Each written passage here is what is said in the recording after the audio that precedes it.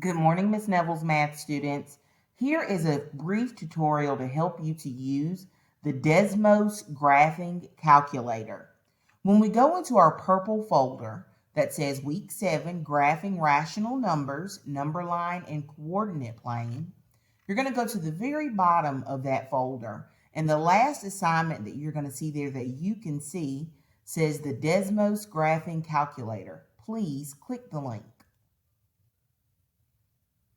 When you click that link, you'll be automatically taken to a graph that you are able to write on. As soon as you get to this graph, Ms. Neville's going to give you the instruction to type the word table. You're going to type the word table into line 1. As soon as you type that word table, Table,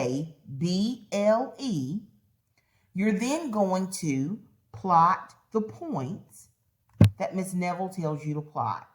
We're going to learn how to use an X and Y chart today or review it.